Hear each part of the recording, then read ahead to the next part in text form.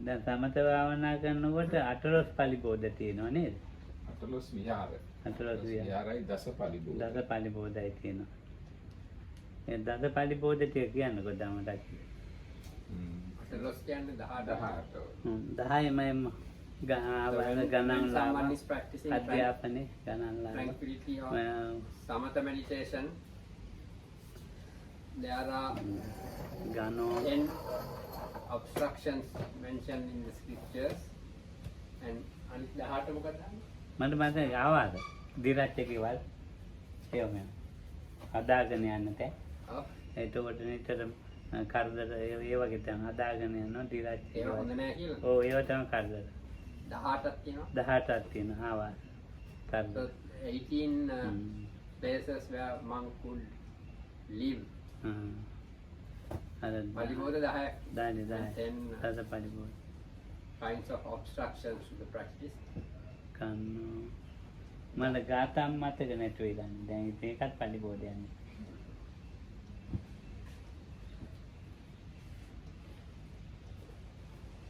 කුලං ලාභ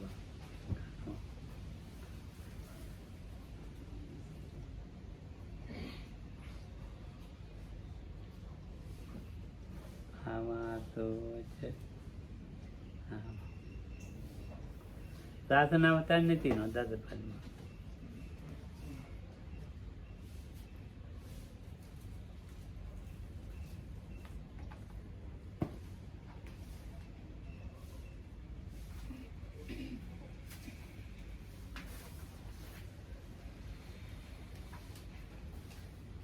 ඉතින්ලා ගාතාව කියන ධම්මලකිට ඒ 10 තියෙන ආවාස කුල ආවාසජ කුලං ලාභ කනෝ ඥාති නාති ඒක තමයි ගාතක් මට මතක නෑ. එහෙනම් පොතෙන් තියෙන කියන්නේ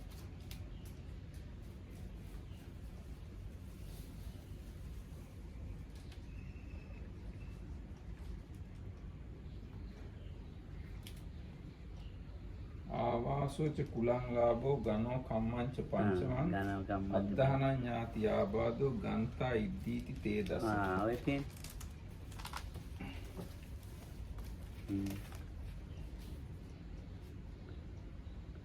ආවාසය ආවාසය යන්නේ එක් කාමරයක් හෝ පිළිවෙනක් හෝ සියලු සංඝාරාම හෝ කියවේ.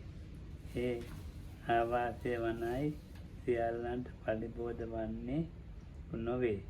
යමෙක් ඒ ආවාසවල නව කර්මාන්තාදී යෙදෙන්නේද බොහෝ බඩු බාර රැස් කරන්නේ තබන්නේද සිසිල් සෙවන මිහිරි පැන් එතකොට සිසිල් සෙවන ඇත මිහිරි පැන් ඇත මැනව යනාදී මිනිසුන්ට කියලා අඬ ගහගෙන ඉන්නේ අපේක්ෂාව සිත් ඇති වසන්නේද ඔහුට පරිබෝධයක් වේ.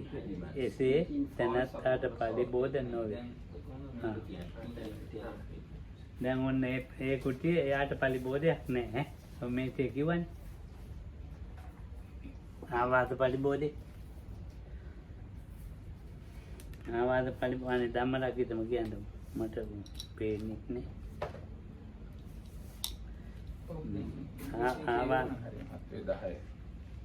ආවාස යන්නේ එක් කාමරයක් හෝ එක් පිරිවෙනක් හෝ සියලු සංඝාරාම හෝ කියවේ. ඒ ආවාසය වන සියල්ලන්ට පරිබෝධ වන්නේ නොවේ. යමෙක් ආවාසවල නව කර්මාන්ත ආදී යෙදී වෙසෙන්නේද ඒක ඉතින් බඩු මඩුවක් දාගෙන ඉන්නවනම් මේසෙන් වැඩ ඉලෙක්ට්‍රික් වැඩ මේ අර අතන් නම් ඔන්න තියෙනවා මේ වෑඩින් වැඩ එහෙම නැහැ. බඩු ගොඩාක් රැස් කරගෙන ඒ බඩු මේවා කරලා බඩු බෙදනවා නම් සිසිල් සෙවන මිහිරි පැන් නැති ඇද මිනිස්සුන්ට කියනවා නම් ඉන්න අපේක්ෂාවක නැතුව ඒවා පරිහරණය කරන්න කියලා ඔබට පරිබෝධයක් වේ. එසේ නැත්තෙකුට පරිබෝධ නොවේ. ඒ දුෂ්ඨාන්ත කතාවක් වේ. ඒක මා පිස්සු කතාවක්. දැන් පිස්සු කතාවක් තමයි කියලා කියන්නේ. හරි. පොතේම තිබුණා ඒක ඔක්කොම.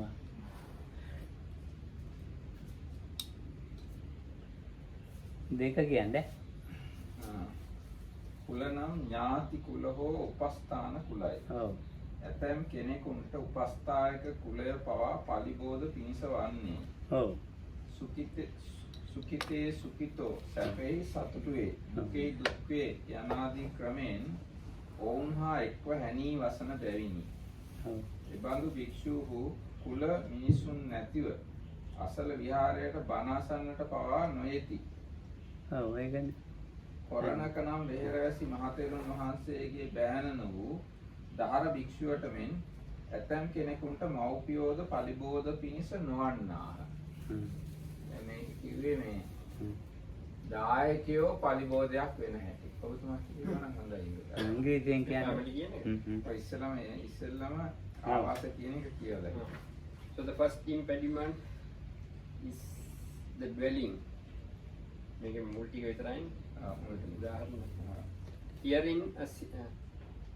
Herein the dwelling itself is the impediment due to the dwelling. So herein a single inner room or a single hut or a whole monastery for the community is called a dwelling. This is not an impediment for everyone. It is an impediment only for anyone whose mind is exercised about the building, etc., about the building work that goes on there, or who has many belongings stored there, or whose mind is caught up by some business connected with it. I think. For any other, it is not an impediment. Oh. Family, then the second impediment is family. Family means a family consisting of relatives or of supporters. For even a family consisting of supporters is an impediment for someone who lives in close association with it. In the way beginning, he is pleased when they are pleased, and who does not even go to a neighboring monastery to hear the Dhamma without members of the family. තුන්වෙනි එක. ඔව්. අම්මා තාත්තා මේ පෙලක්කඩ පරිබෝධ පෙලක්කඩ නැහැ. මට අම්මා තාත්තා හිටිය පරිබෝධ වුණේ නැහැ. Even mother and father are not an impediment for another, as in the case of the young bhikkhu, the nephew of the elder who lived at the Korandaka monastery. කතන්දරයක් දැන් තියෙනවා. කතන්දර. අනේ කතන්දර චුට්ටක් කියන්න. මම කියන්නේ. ඒවනාහි ත්‍රිපිටක පාළිය පුහුණු කරගන්නා පිණිස රුහුණු ජනපදයට ගියේය.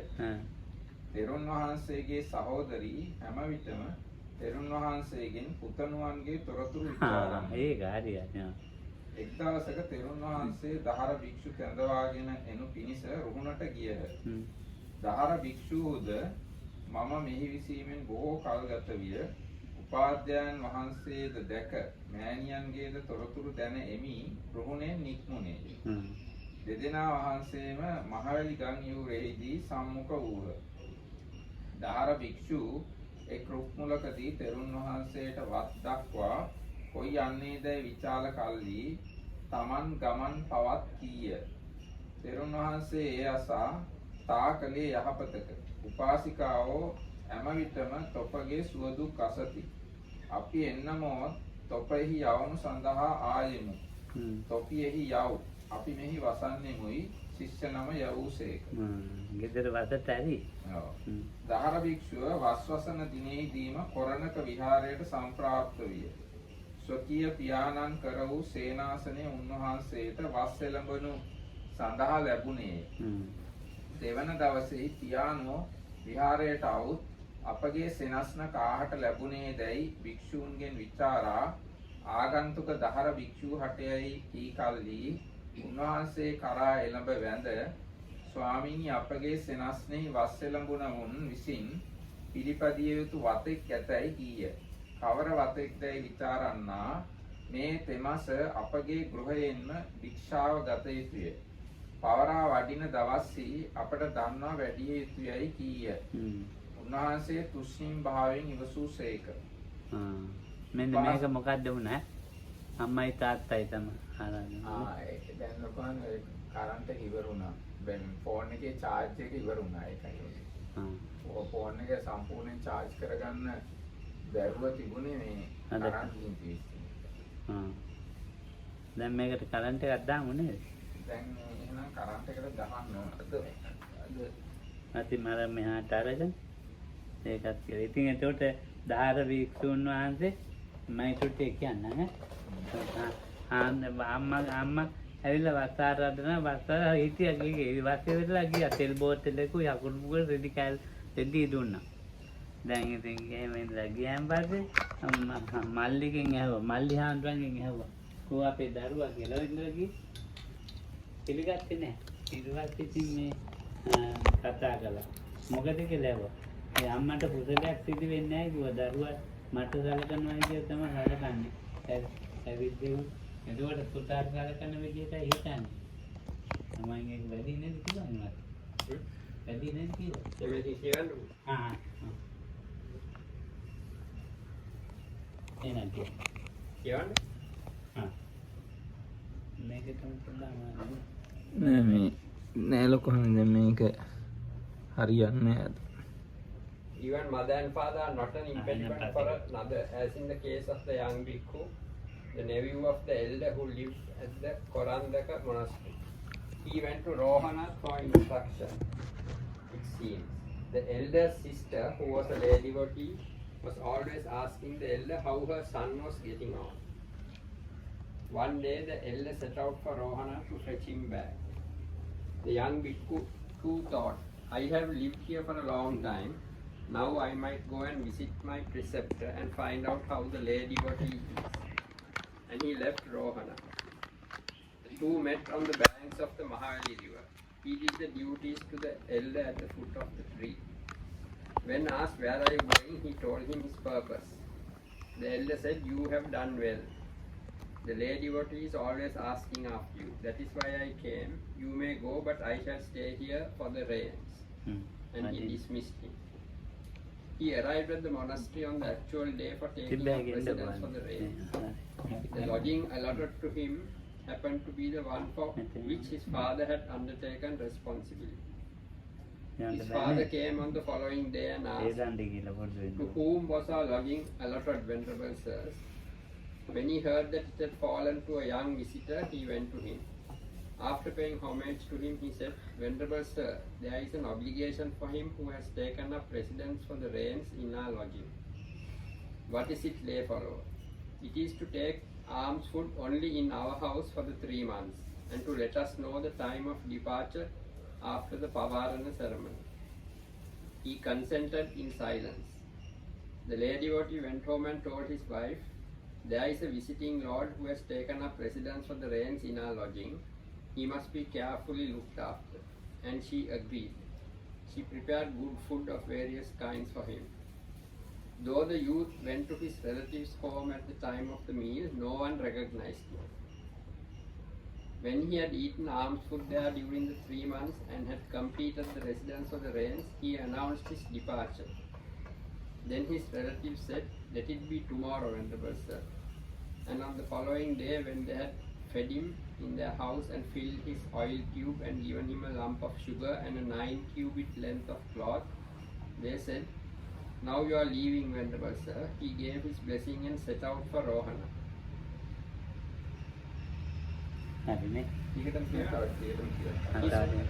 His preceptor had completed the Pavarana ceremony and was on his way back. They met at the same place as before. He did the duties to the elder at the foot of the tree. The elder asked him, how was it, my dear? Did you see the good woman lay there? He replied, yes, Venerable Sir, and he told him all that had happened.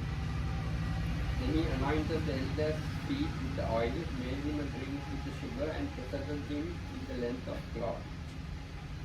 He then, after paying homage to the elder, told him, Venerable Sir, only Rohana suits me, and he departed.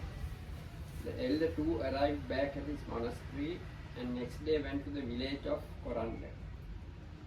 The lay devotee, his sister, had always kept looking down the road thinking, my brother is now coming with my son.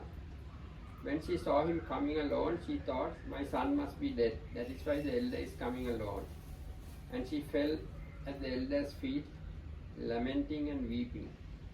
Suspecting that it must have been out of the fewness of wishes that the youth had gone away without announcing himself, the elder comforted her and told her all that had happened, and he took the length of cloth out of his bag and showed it to her. She was appeased.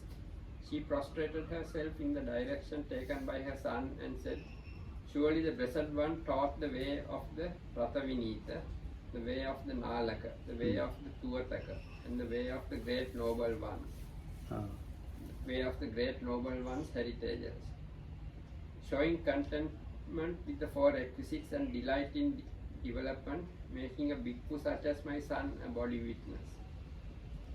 So although for 3 months he ate in the house of the mother who bore him, yet he never said, "I am your son, you are my mother." O admirable man, even mother and father are no impediment for one such as him. So how much less any other family that supports him. දැන් බලන්න අම්මට ඇඟිව්වේ නෑ කුසලයේ සම්පූර්ණ කරලා දෙන්න ඕන අන්න පියාට ඈ. ඒකට පරිබෝධ වෙලා නැහැ අම්මයි තාත්තවයි. So he didn't tell the mother that it was the son, because then the mother would have done all those things out of affection for a son and not like for a bhikkhu. So her kusala, her wholesomeness would not have been perfect, because there would have been that attachment for the son. අම්මයි තාත්තයි මාර්ගඵල ලැබුවා. සතුට ප්‍රීතිය භුක්ති විඳලා. So later both the mother and father attained to path knowledge because of the rapture which arose, and based on that rapture. ඔය දැන් සූත්‍ර වගේ කිව්වේ නාලක ප්‍රතිපදා තුවටක සූත්‍රේ මගේ පුතා වගේ අයට තමයි. එහෙනම් අපි තුන්වෙනි එක කියමු ධම්මරාජ. ඊට පස්සේ ලාභ නම් සිව්පසයයි. සිව්පස කෙසේ පරිබෝධ වෙද්ද පින් නැති භික්ෂූන්ට ගිය තැන මිනිසයෝ මහා පිරිකරත් සමග ප්‍රත්‍ය පිළිගන්වති. ඔව්හු දායකයන්ට අනුමෙවැනි බණ වදාරමින් ශ්‍රමණ ධර්මය පුරා ගන්නට අවකාශ නොලබති. අරුණෝත් ගමනේ පටන් පෙරයම දක්වා මිනිසුන් හා එක්ව හැනීම නොනවති. දෙවන දිනද ඊතා උදෑසන ප්‍රත්‍යරෝල පිණ්ඩපාතික භික්ෂූහු අවුත් ස්වාමීනි අසවල් උපාසකයානෝ, අසවල් උපාසිකාවෝ, අසවල් මැතිතුමානෝ, අසවල් මන්ත්‍රී දියණියෝ ඔබ වහන්සේ දැක ගන්නට කැමැත්තෙන් සිටිති කියති. ඔව්හුද ගණිව් වැවැත්නි පාසි උරුයි කියමින් ගමනටම සැරසී ගන්ති. එහෙම ව්‍යාපෘත වේ. මෙසේ ඇති කල්හි ඔවුනට ඒ ප්‍රත්‍යෝ පරිබෝධ වන්නාහ. එබැවින් ධනයා හැරපියා කිසිවෙකු නොහඳුනන තැනකට වී හුදකලා විසිය යුතුයි. එසේ වූ කල්හි ඒ ලාභ පරිබෝධය සිඳී යන්නේ. ඒකත් කියන්න ගන්න පරිබෝධ තුන්වෙනි. Number 3, the impediment is gain. Gain is the four requisites. How are they an impediment?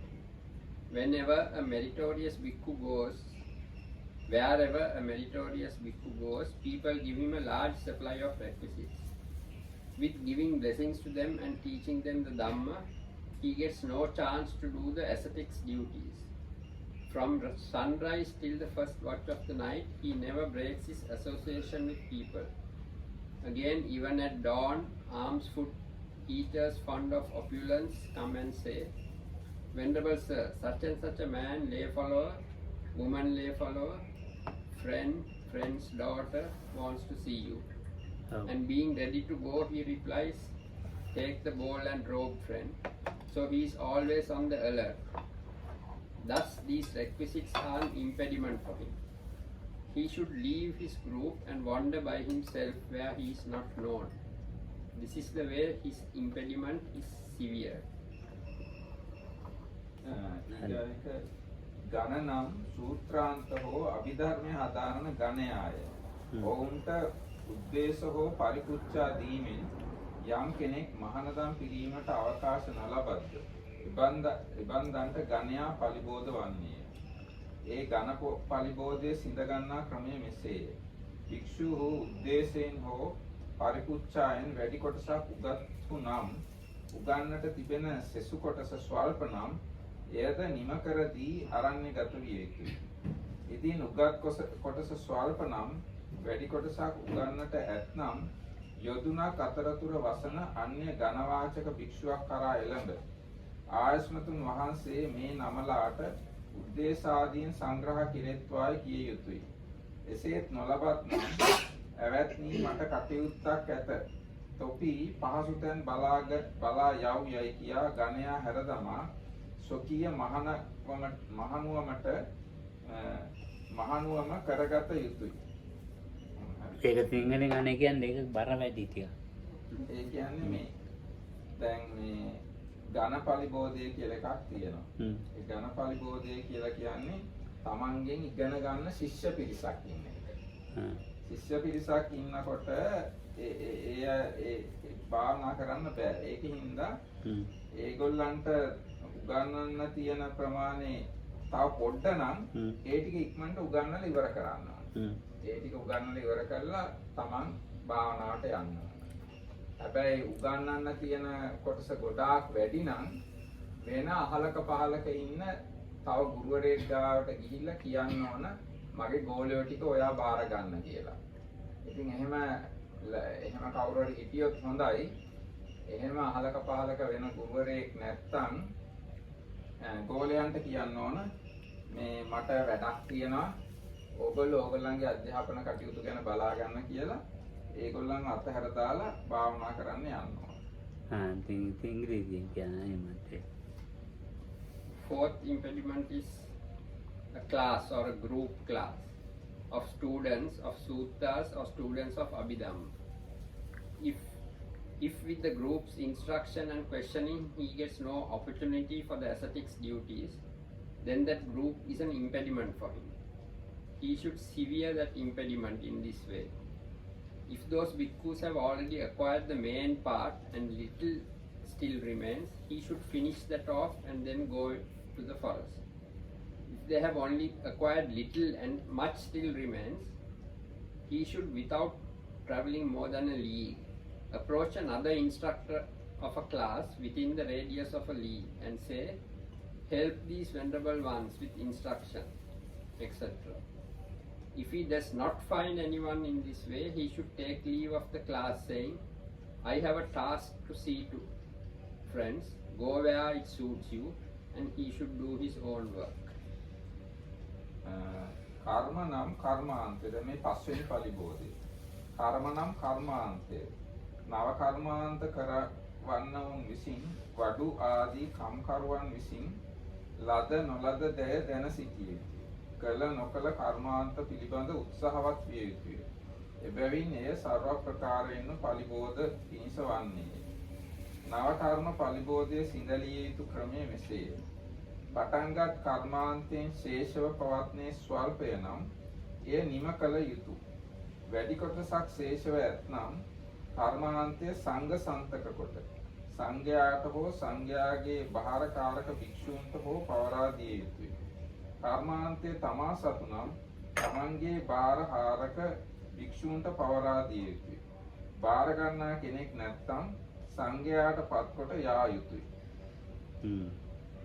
ඒ කියන්නේ මේ කර්මාන්තය මොන හරි හදන වඩන වැඩක් තියෙනවා නම් ඒක මේ භාවනාවට පරිබෝධයක් වෙනවා.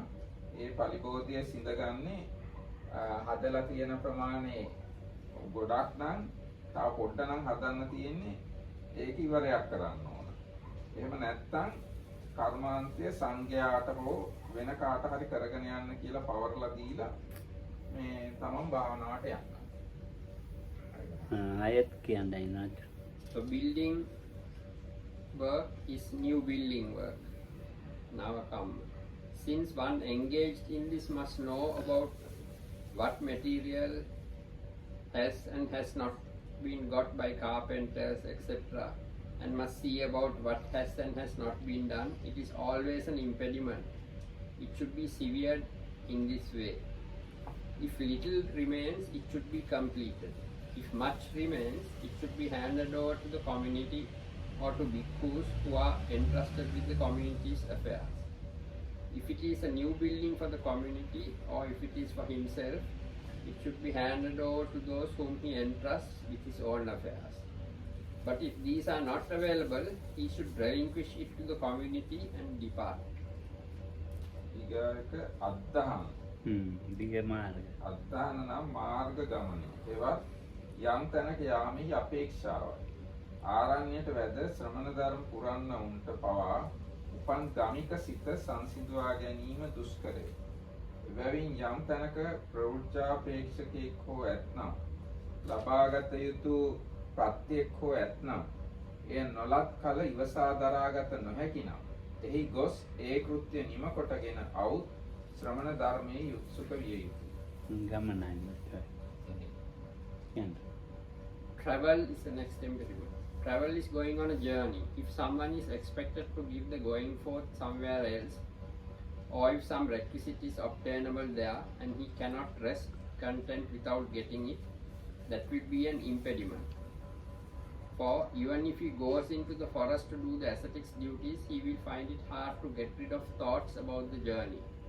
So one in this position should apply himself to the ascetics duties after he has done the journey and transacted the business. ඥාති නම් විහාරෙහි ආචාර්ය උපාධ්‍යාය සද්ධිහාරික අන්තේවාසික සමානෝපාධ්‍යාය සමානාචාර්යයෝය. ගෘහයෙහි මව්පිය සහෝදරාදීහුය. ඔද මේ ඥාති පරිබෝධය ගැන කියන්නේ ඥාති කියලා කිව්වහම ආරාමේ නම් ගුරුවරු ඒ අය ගෙදරදී නම් මව්පිය සහෝදර සහෝදරයෝ ඒගොල්ලෝ පරිබෝධය. ඔහු ගිලන් වූ නම් පරිබෝධ පිහිස වේ. ඒ පරිබෝධය සංසිඳුවා ගත යුත්තේ ඔවුන්ට උපස්ථාන කොට ඔවුන් නිරෝගී කිරීමෙනි. එහි පිළිවෙල මෙසේය. ඉදින් උපාධ්‍යයන් වහන්සේ ගිලන් වූ සේක් නම් වහා සුව නවත් පොත් දිවි හිම් කොට උපස්ථාන කළ යුතුය. එසේම ප්‍රවෘජ්‍යාචාර්ය උපසම්පදාචාර්ය සද්ධි විහාරිකයෝද තමන් විසින් කර්ම වාක්‍ය කියා උපසම්පදා කරගන්නා ලද තමා විසින් පැවිදි කරවන ලද අන්තේවාසිකයෝද දිවි හිම් කොට උපස්ථාන කළ යුතුය. නිස්සයාචාර්යෝද උද්දේශාචාර්යෝද නිස්සයන්තේවාසිකයෝද උද්දේශාන්තේවාසිකයෝද සමානාචාරියකයෝද නිස්සය හා උද්දේශ ගන්නා තාක් උපස්ථාන කළ යුත්තෝය. හැකිනම් ඉන් ඔබ්බෙහිද උපස්ථාන කිරීම සුදුසුමය. මව්පියන්ටද උපාධ්‍යයන් වහන්සේට මෙන් පිළිපැදිය යුතුය. ඉදින් මව්පියවරු රාජ්‍යයෙහි පිහිටියේ නමුදු තමන්ගෙන් උපස්ථාන ලැබී යටි වෙත්නම් ඒ කියන්නේ උපස්ථාන ලබා ගැනීමට බලාපොරොත්තු වෙත්නම් එසේ උපස්ථාන කළ යුතුය. ඔවුන් සතු බෙහෙත් නැත්නම් තමා සතු බෙහෙත් දිය යුතුය. තමා සතුද බෙහෙත් නැත්නම් පිටුසිඟාවත් සොයා දිය යුතුය. සහෝදර සහෝදරියන්ට වනාහි ඔවුන් සතු බෙහෙත්ම යොදා දිය යුතුය. ඉතින් ඔවුන් සතු බෙහෙත් නැත්නම් තමන් සතු බෙහෙත් తాවකාලික වශයෙන් දී පසුව ලදහොත් ගත යුතුය. නොලදහොත් නොයිල් විය යුතුය. සහෝදරියගේ ස්වාමි පුරුෂයා ඉතින් ස්වකීය ඥාතියෙක් නොවේ නම් බෙහෙත් කරන්නටද දෙන්නටද නොවටනේ. තොපගේ ස්වාමි පුරුෂයාට දෙවයි කියා සහෝදරියට දීම වරද නොවේ. සහෝදරයාගේ බිරිඳ කෙරෙහිද පැවතිය යුතු ක්‍රමය මෙසේමය. දස නෑයෝ ගැන කියනකොට එන්නේ. ඔවුන්ගේ දරුවන් තම නෑයන් බැවින් ඔවුන්ට බෙහෙත් කරන්නට වටනේය. ඔය පරිබෝධ මේ ඉන්න පැවිද්දන්ට කාටවත් නැහැනේ.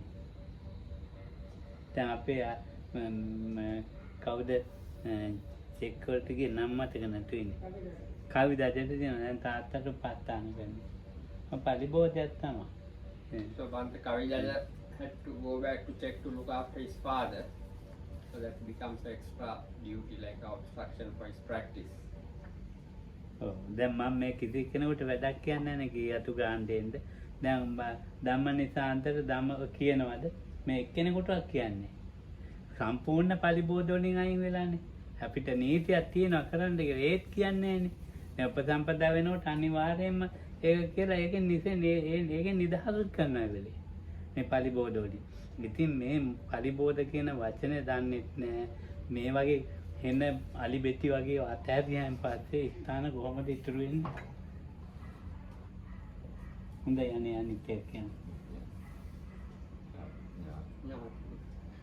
ඥාති. Kin, that is relatives. හරි ඉංග්‍රීසියෙන් කිව්වේ නැහැ. In the case of the relatives, kin in the case of the monastery means teacher, preceptor, co-resident, pupil with the same preceptor as oneself, and those with the same teacher as oneself. And in the case of the house, it means mother, father, brother, and so on. When they are sick, they are an impediment for him. Therefore, that impediment should be severed by curing them with nursing. Herein, when the preceptor is sick, he must be cared for as long as life lasts, if the sickness does not soon depart. Likewise, the teacher at the going forth, the teacher at the admission, the co-resident, the pupils to whom one has given the admission and the going forth, and those who have the same preceptor. But the teacher from whom one takes the dependence, the teacher who gives one instruction, the pupil to whom one has given the dependence, the pupil to whom one is giving instruction, and those who have that same teacher as oneself should be looked after as long as the dependence or the instruction has not been terminated. If one is able to do so, one should look after them even beyond that. මේ මොකටද මේ current එකක් තියද්දි fan වහලා තියෙන්නේ? පරිබෝධයන්නේ නිකන්. Mother and father should be treated like the preceptor. If they live within the kingdom and look to their son for help, it should be given. Also, if they have no medicine, he should give them his own. මේත් ඒක දාන්න ඒක වාර. If he has none, he should go in search of it as alms and give that. But in the case of brothers or sisters, one should only give them what is theirs. If they have none, then one should give one's own temporarily and later get it back. But one should not complain if one does not get it back. It is not allowed either to make medicine for or to give it to the sister's husband, who is not related by blood. But one can give it to one's sister saying, "Give it to your husband." The same applies to one's brother's wife. But it is allowed to make it for their children since they are blood relatives. ඊළඟ එක කියන්නේ ආබාධන මුල් වූ හෝ අනුබද්ධ වූ යම්කිසි රෝගයකි. එය තමන් පෙළන්නේ පලිබෝධ පිණිස වන්නේ. ආබාධ පලිබෝධය සිඳලිය යුතු ක්‍රමය නම් එය සුව කර ගැනීමයි. ඉතින් කීප දවසක් බෙහෙත් කරන කල්හි ආබාධය සුව නොවේ නම් මම තගේ දාසයෙක් හෝ බැලයෙක් හෝ නොවෙමි. අනාදිමත් සසර තාම පෝෂණය කිරීමෙන් මම දුක් විඳෙමි. ආත්ම භාවයට ගරහාලා මහනුවම් පිරිය යුතුය. ඒක මොකක්ද ඒක සිංහල තේරුම කියන්නේ මොකද මට ඒ කියන්නේ ලොකුමනේ ආබාධ පලිබෝධය, ඒ කියන්නේ රෝග පලිබෝධය. එතකොට රෝගය Tamanට කරදර කරනවා නම් එතකොට තමයි ඒක පලිබෝධයක් කියලා සලකන්නේ. ඒ පුජ්‍යලයා. ඔව්. ඒ පලිබෝධය සිඳ ගන්නවා කියලා කියන්නේ ලෙඩේ සුව කර ගැනීම. ඉතින් දවස් කීපයක් බෙහෙත් කරනකොට ලෙඩේ හොඳ වුණොත් හොඳයි. එහෙම නැත්නම් එහෙම ලෙඩේට කියන්න ඕන මම ඔයාගේ දාසයෙක් නෙවෙයි. ඔයාගේ සේවකයෙක් නෙවෙයි. මේ දීර්ඝ සංසාරේ ඔයාවම පෝෂණය කර කර මම ආවා. කියලා ආත්ම භාවයට ගරහා කරලා මහානකම් කරන්න කියලා කිව්වා. ඔව් ලෙඩේට ඇවිල්ලා ඉඳපා කියන එකයි. හොඳයි කියන්නයි මම. So affliction is any kind of illness. It is an impediment when it is actually afflicting. Therefore, it should be severed by treatment with medicine. But if it is not cured after taking medicine for a few days, then the ascetic's duties should be done after apostrophizing one person in this way. I am not your slave or your hireling. I have come to suffering through maintaining you through the beginningless round of rebirths. දැන් අපේ චන්දවන්ත ඉන්නවනේ. දැන් බලන්න ඊ ප්‍රේදා මේ corona කියලා ambulance එකක් ගෙන්නගෙන ගියා. එහෙන් ඒවා තියෙන කොරෝනා නැහැ යන්න කියලා. ඊට පවවදා උදේ පාන්දර 5ට කතා කරන කොරෝනා තියෙනවායි කියලා. දැන් මං අහන්නේ ඔය කට්ටියට නෑ නේද ඔය ප්‍රශ්නේ මෙහෙ. ඉතින් පාන්දර 5ට කතා කරන කොරෝනා තියෙනවා යන්න ඕනේ. ඇම්බියුලන්ස් එකට කතා කරලා.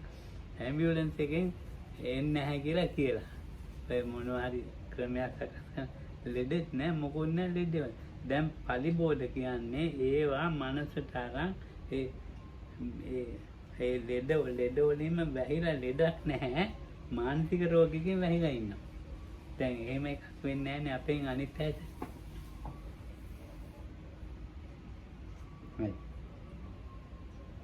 ඊළඟ ග්‍රන්ථ පලිබෝධය. අධ්‍යාපනය. ග්‍රන්ථ නම් පර්යාප්ති පරිහරණය. ඒවනාහි සජ්ජායන ධාරණ පරිචය පරිපුච්ඡා වශයෙන් නිත්‍ය ව්‍යාපෘතයාටම පරිබෝධ පිණිස වන්නේ. එසේ නොවන්නහුට පරිබෝධ පිණිස නොවන්නේ. ඒ කියන්නේ ග්‍රන්ථ පරිබෝධයක් වෙන්නේ නිත්‍ය වශයෙන් නිරන්තරයෙන්ම ඒවා සජ්ජායනා කරමින් මතක තියාගනිමින් ප්‍රශ්න කරමින් ඉගෙන ගනිමින් අන්න එහෙම ඉන්න එක්කෙනාට තමයි ග්‍රන්ථ පරිබෝධය වෙන්නේ. එහෙම නැතුව ග්‍රන්ථ පරිහරණය කරන එක්කෙනාට ග්‍රන්ථ පරිබෝධය නැහැ කියලා කියනවා. මම ඉගෙන ගන්න මුල් කාලේ ටිකක් ඉතින් ඒක පරිබෝධයක් තියෙනවා. ඒ ඉගෙන ගන්නකොට උඟ මහන්සි වෙන්න එපා. දැන් ධම්මලක්කිත ඔබ තේරෙනවද ටික. දැන් ඉතින් ඒක තියෙනවා. ඉතින් අධ්‍යාපනයේ වුණාට ඉතින් අර ටිකක් දැනගෙනම කරගන්න ඕනේ. ඒකත් එක්ක පරිබෝධයක් නොවෙන විදිහට ජීවිතේ හරියනවා.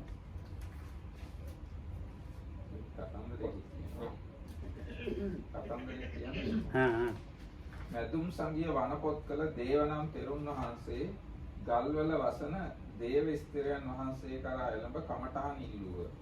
උන්වහන්සේ ඇවැත්නි තොපගේ පර්යාප්ත ඥානය කොතරම්දයි විචාලසේක. ස්වාමීනි මට මැදුම් සංගිය ප්‍රගුණයයි හේ පිළිතුරු දිනි. ඇවැත්නි මේ මැදුම් සංගි පරිහරණය දුෂ්කරය. මූල පණ්ණාසකයේ සජ්ජායනය කරත්ම මධ්‍යම පණ්ණාසකයේද ඒ සජ්ජායනය කරත්ම උපරි පණ්ණාසකයේද නැගී එන්නේ. තොපට කවර කර්මස්ථානයක් දැයි උන්වහන්සේට කීසේක. ස්වාමීනි නහමක් එසේ සිතන්න. නැත්නම් ස්වාමීනි එහෙම හිතන්න එපා. ඔබ වහන්සේගෙන් කර්මස්ථාන ලබාගෙන මැදුම් සංගිය දිසාවත් නොබලමි කමඨහන්ගෙන 19 වසක් සජ්ජායනය නොකොට 20 වන වසෙහි රහත්ව සජ්ජායනයේ පිණිස පැමිණි භික්ෂූන්ට කියනසේ ඇවැත්නි පර්යාප්තිය නොබැලීමෙන් මට 20 වසක් ඉක්මුණේය. එහෙත් මට එහි පුරුදුකම් ඇත. ආරම්භ කරවයි කියා මුලපටන් අගතෙක් එක ව්‍යංජනයකද සැකයක් නොකළසේක. ඉතින් මේ ඒ ආන්දරෝ භාවනා කරන්න කමඨහන් ඉල්ලන්න ගියාම ඒ තෙරුන් වහන්සේ ඇහුවා කොච්චර පාඩම් තියනවද කියලා. ඒතකොට කිව්වා මට මජ්ක්‍ධිම නිකායේ පාඩම් තියෙනවා කියලා. ඒතකොට කිව්වා අපෝ මජ්ක්‍ධිම නිකාය වගේ එකක් පාඩමේ තියාගෙන ඉන්න කෙනෙක්ට මොන භාවනාවක්ද භාවනා කියලා දීලා වැඩක් නැහැ කිව්වා. ඒතකොට එයා ආන්දර කිව්වා අනේ ස්වාමීනි එහෙම කියන්න එපා මම කමඨහන් වඩන්න පටන් ගත්ත වෙලේ ඉඳන් මජ්ක්‍ධිම නිකාය දිහා බලන්නේවත් නැහැ කියලා. ඊට පස්සේ ඉතින් අර හාමුදුරුවෝ භාවනා කියලා දුන්නා ගුරු හාමුදුරුවෝ. ඉතින් හැබැයි මේ හාමුදුරුවෝ අවුරුදු 20ක්ම භාවනා කළා තමයි රහත් වුනේ. හැබැයි අවුරුදු 20න් පස්සේ අර සජ්ජායනා කරන තව හාමුදුරුවෝ පිරිසක් ආවා. කියන්නේ මධ්‍යම නිකාය මතක තියාගෙන ඉන්න තව හාමුදුරුවෝ පිරිසක් ඒ හාමුදුරුවෝ හම්බ වෙන්න ආපුවාම කට්ටියම එකතු වෙලා මධ්‍යම නිකායම සජ්ජායනා කළා. අර හාමුදුරන්ට එක වචනයක් ගැනවත් සැකයක් ඇති වුණේ නැහැ. මේ කටපාඩමින් කියද්දි මේ අර අවුරුදු 20ක්ම මධ්‍යම නිකාය බලන්න නැතුව හිටියයි කියලා පොඩ්ඩක්වත් ඒ හාමුදුරන්ට අමතක වෙලා නැහැ මධ්‍යම නිකාය. ඉවරයි නේද? තව එකක් තියෙනවද? තව තියෙනවා ඉර්ධි. ඉර්ධිය. තව කතාන්දරයක් තියෙනවා. තව ගොඩක් තියෙනවා. එකක් කිව්වා මට ඇති. මහානාගන්න. කියන්නේ. තවද කැරලිගිරි විහෙර විසූ නාගන මිස්ත්‍රියන් වහන්සේ 18 වසක් පර්යාප්ති හැරපියා භික්ෂූන්ට ධාතු කතා දෙසූහ. අනුරාධපුර වැසි තෙරවරුන් හා සමග සංසන්දනය කරන ඔවුන්ට එක ප්‍රශ්නයකුදු උත්තරී පාටික නොවූයේය. මේ කැරලිගිරි විහාරයේ විසූ නාග කියන හාමුදුරුවෝ අවුරුදු 18ක්ම පොත් පාඩම් කරන්නේ නැතුව භාවනා කළා. හැබැයි ඊට පස්සේ අවුරුදු 18න් පස්සේ ධාතු කතාව මතකින් දේශනා කළා. ඉතින් කිසිම අමතක වීමක් මේ තිබුණේ නැහැ. කතාවක් ඒක මොකද්ද?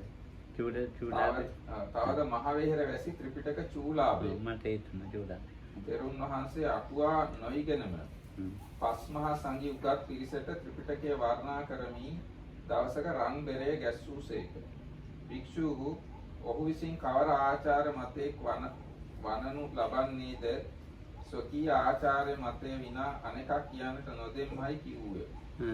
උපාධ්‍යයන් වහන්සේද ස්වකීය උපස්ථානය සඳහා පැමිණි ඔහු විචාරණසේ ඇවැත්නි රන්බෙරේ ගැසුවේ තොපිදැයි යසූසේක. එසේ ස්වාමීනි කී කල්හි කුමක් සඳහාද යසා ස්වාමීනි පර්යාප්තිය වර්ණනා කරනු සඳහායි කී කල්හි ඇවැත් අපය මේ ස්ථානය පිළිබඳ ආචාර්යෝ කෙසේ කියත්දැයි එක් ධර්මපදයක් දැක්වූසේක. එතෙමේ ස්වාමීනි මෙසේ කියති කීය. තෙරුන් වහන්සේ යන ශබ්දයෙන් එය වරද ලීලාව ඇඟවුව. ඉක්බිති එතෙමේ ස්වාමීනි මෙසේත් කියති අනෙක් සැටියෙන් තුන් වරක් කීය. තෙරුන් වහන්සේ ඒ සියල්ල කාලයෙන් ප්‍රතික්ෂේප කොට ඇවත තොප විසින් පළමුව කියන ලද්දේ ආචාර්ය මාර්ගයයි. ඒ ආචාර්ය මුඛයෙන් නොඋගන්නා ලද බැවින් එහි ස්ථිරව සිට ගන්නට නොහැකි වේ. යව සුදුසු ආචාර්යවරයෙකු සමීපයෙන් අසා උගන්වයි කීසේක. ස්වාමීනි මම කොයියම්දයි මේ විචාලයේ. ගඟින් ඔබ රුහුණු රට තුලාදර පර්වත විහාරයේහි සර්ව පර්යාප්තිදර ධර්ම රක්ෂිත නම් ස්ථිර කෙනෙක් වෙසෙති. ඔවුන් කරා යවයි කීය. උන්වහන්සේද මැනව ස්වාමීනි කියා තෙරුන් වහන්සේ වැඳ 500ක් භික්ෂූන් සමග ධර්ම රක්ෂිත ස්ථිරයන් වහන්සේ කරා එළඹ වැඳ එකත් පස්ව උන්න. තෙරුන් වහන්සේ විසින් කුමක් පිණිස ආයේදයි පුලුස්නා ලද්දේ බණ උගන්වු පිණිස යයි කීවේය. ඇවත් අබය දීඝනිකායෙහි හා මධ්‍යම නිකායෙහි කලින් කල මා විචාරති. සෙසු ධර්ම නොපැලූ මට 30 වසක් ගත විය. එසේ වුව තෙපි රාත්‍රී කාලයේ මා වෙත පිරිවහව මම තට දවල් කියමි කී කල්හි එසේ ස්වාමීනි කියා කී ලෙසම කළේය. පිරිවෙන ඉදිරිපස මහා මඩුවක් කරවා ගම්වැස්සෝ දිනපතා බණ අසනු පිණිස එහි රැස් වෙති. තෙරුන් වහන්සේ රැ පිරිවැහූ තැන් දවහවල් කියමින් පිළිවෙලින්ම දේශනාව නිම කොට අබේ තෙරුන් ළඟ පත්කඩ අතුට වැඩහිඳ ආයුෂ්මතුන් වහන්සේ මට කර්මස්ථානයක් වදාළ මැනවයි කීයේ. ස්වාමීනි මේ කුමක් කියනසේද්ද? මාත් ඔබ සමීපයෙන්ම අසා ගන්නා ලද්දේ නොවේද? ඔබ නොදන්නා කුමක් මම කියන්දයි කීයේ. එවිට තෙරුන් වහන්සේ ඇවැත්නි මේ අධිගතයාගේ මාර්ගය අනෙක් එකයි කීයේ. එකල අබේ ස්ථවිර සෝවාන්ව සිටියේ. එතෙමේ උන්වහන්සේට කමඨහන් දී යවුත් ලෝවා මහාපායේ ධර්ම දේශනා කරන්නේ තෙරුන් වහන්සේ පිරිනිවිසේකයි අසා ඇවැත්නි මාගේ සිවුර ගෙනවයි කියා සිවුර ගෙන්වා පොරවාගෙන ඇවැත්නි අප ආචාර්යයන් වහන්සේ අරහත් වහන්සේගේ අරහත් මාර්ගය ඉතා සුදුසුයයි කීයේ. මෙබන්දන්ට ග්‍රන්ථ පරිබෝධය පිණිස නොවන්නේ. මේක දීර්ඝ කතාවක්. ඔව්. ඒකේ මේ අනුරාධපුරේ ලෝවා මහාපායේ හිටියා අබේ කියලා හාමුදුරු කෙනෙක්. ඒ හාමුදුරුවෝ ත්‍රිපිටකයේ කොහොමද කියන්නේ සූත්‍ර වලට එක්ක ත්‍රිපිටකයට යම්කිසි විස්තර කතාවක් වශයෙන් බණක් කියන්න ලෑස්ති වුණා. ඒතකොට උන්වහන්සේ ගුරුවරයා ඇහුවා ප්‍රශ්නයක්. ඒ ප්‍රශ්නෙට එයාට හරියට උත්තරයක් දී ගන්න බැරි වුණා. ඊට පස්සේ ගුරුවරයා කිව්වා මේ දන්න කෙනෙක්ගෙන් ගිහිල්ලා හරියට ඉගෙන ගන්න ඉස්සෙල්ලාම කියලා. ඊට පස්සේ උන්වහන්සේ රුහුණට ගියා. රුහුණට ගිහිල්ලා ඒ ධර්ම රක්ෂිත කියන හාමුදුරුවෝ හම් වෙලා හොඳට ඉගෙන ගත්තා. හැබැයි මේ ධර්ම රක්ෂිත හාමුදුරුවෝ පෘථග්ජනයි, මේ අබේ හාමුදුරුවෝ සෝවාන් වෙලා. ඉතින් හොඳට ඉගෙනගෙන ඉවර වෙලා ඉවර වුණාට පස්සේ ධර්ම රක්ෂිත හාමුදුරුවෝ මේ අබේ හාමුදුරුවන්ගෙන් කමඨහනක් ඉල්ලගත්තා. කමඨහනක් ඉල්ලගෙන ඒ හාමුදුරුවෝ භාවනා කළ රහත් වුණා. ඉතින් අබේ හාමුදුරුවෝ ආපහු ලෝවා මහාපායට ඇවිල්ලා ඉන්නකොට අනුරාධපුරේ අර හාමුදුරුවෝ පිරිනිවන් පෑවා කියලා ආරංචි වුණා. ඉතින් ඒ ආරංචි වුණාම මේ හාමුදුරුවෝ දිසාවට වැඳලා මේ උන්වහන්සේගේ අරිහත්ත්වයට පත්වීම ඉතාම සුදුසුයි කියලා කිව්වා. ඔන්න වගේ ඉතින් මේ වගේ අයට ග්‍රන්ථ පරිබෝධයක් වෙන්නේ නැහැ කියලා කියන්නේ. අනිත් අන්තිම එකක් කියන්න කොච්චර ඊර්ති නම් පෘථග්ජන ඊර්තියයි. ඒවනාහි උදුබැලි හෝනා ලදරුකු මෙන්ද පැල ගොයමක් මෙන්ද බොහෝ උපද්‍රව ඇති බැවින් ආයාසයෙන් පරිහරණය කළ යුතුය. ස්වල්ප ප්‍රමාදයකින් බිඳී යන්නේ. එයින් විදර්ශනා ලැබීමට පරිබෝධ පිණිස වේ. සමාධියට නම් පරිබෝධ පිණිස නොවේ. කුමක් හේින්ද සමාධි ලබා ඉක්බිති ඉර්ධි ලැබිය යුතු බැවින්. එයින් විදර්ශනා භාවනා කටකියන්නේ කරන්න කැමති අය විසින් ඉර්ධි පරිබෝධයේ සිඳලිය යුතුය.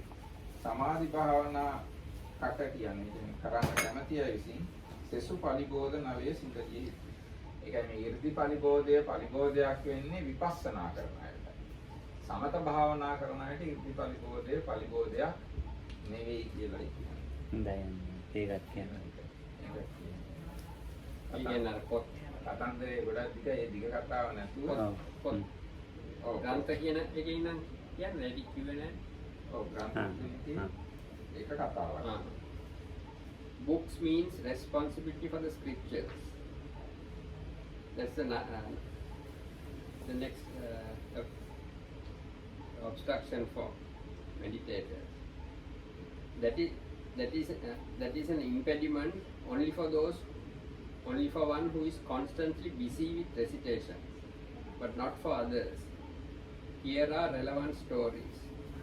The elder Revata, it seems, the Majjhima reciter went to the elder Revata. The elder Revata, it seems, the Majjhima reciter went to the elder Revata, the dweller in Malaya, the hill country, and asked him for a meditation subject. The elder asked him, "How are you in scriptures, friend?" "I am studying the Majjhima Nikaya, Venerable Sir." The Majjhima is a hard responsibility, friend. When a man is still learning the first 50 by heart, he is faced with the middle 50. And when he is still learning that by heart, he is faced with the last 50. How can you take up a meditation subject? "Venerable Sir, when I have taken a meditation subject from you, I shall not look at the scriptures again." He took the meditation subject, and doing no recitation for 19 years, he reached Arahatship in the 20th year. He told bhikkhus who came for recitation, "I have not looked at the scriptures for 20 years, friends, yet I am familiar with them. You may begin." And from beginning to end, he had no hesitation even over a single syllable. The next impediment last are the supernormal powers. Supernormal powers are the supernormal powers of the ordinary man. They are hard to maintain, like a prone infant or like young corn, and the slightest thing breaks them. But they are an impediment for insight, not for concentration, since they are obtainable through concentration. So the supernormal powers are an impediment that should be severed by one who seeks insight. The others are impediments to be severed by one who seeks concentration. ඉතින් පරිබෝධ කියන එක දැන් තේරෙනවනේ නේද? ඉතින් ඔයගොල්ලන්ට මං හිතනවා එහෙම පරිබෝධ නැහැ කියලා. මොනවාක්වත්. අපේ මංගලට නම් පරිබෝධ හදාගන්න කොහොමද? භාවනා කරන්න කියලා. නෝ මම වැඩ කොටයි වැඩ උඟක්. ඈ? අතු ගන්නවයි අද නෑ බලන්න ඕනේ කොහෙද ගියේ කියලා. මං කියලා තියන්නේ ආද වැඩ ඔච්චර වැඩි ටිකක් කරන්න කියලා. දැන් තියා අඩුවෙන් කරලා කොහෙද මංගල කොහෙද ගියේ? හරි පැත්තේ හින්දා ආවේ නැහැ කුස්සා ඉන්නවා. මොකක්ද ඉතිමිලා වගේ දුනා මේ තොල. මොකද්ද වෙලා තියන්නේ? මේ ඇතුලේ උගුර